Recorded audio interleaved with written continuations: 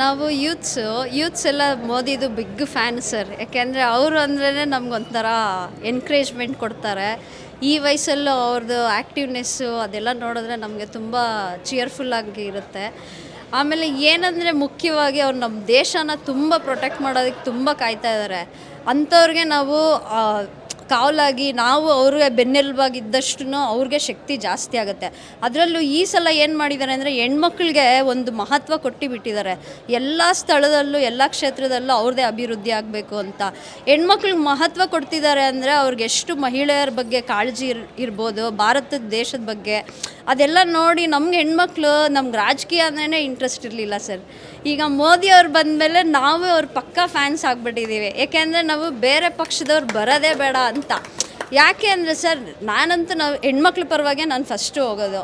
ಏಕೆಂದರೆ ನಮ್ಮ ಹೆಣ್ಮಕ್ಳು ನಾಳೆ ದಿನ ಅವರು ಧೈರ್ಯವಾಗಿ ಓಡಾಡಬೇಕು, ಒಂದು ಕ್ಷೇತ್ರದಲ್ಲಿ ಹೋಗಬೇಕು ಅಂದರೆ ಭಯ ಇರಬಾರ್ದು ಅವ್ರಿಗೆ.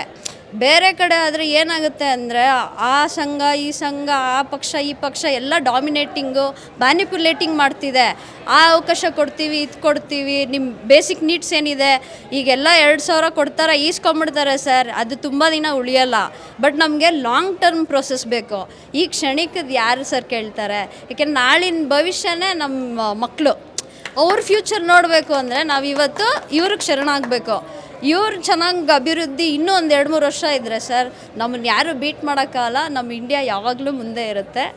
ಸೊ ಹಾಗಾಗಿ ನಾವೆಲ್ಲ ಮೋದಿ ಫ್ಯಾನ್ಸ್ ಆಗಿರೋದ್ರಿಂದ ನಾವು BJP ಪಕ್ಷಕ್ಕೆ ಸಪೋರ್ಟ್ ಮಾಡ್ತಾಯಿದ್ದೀವಿ.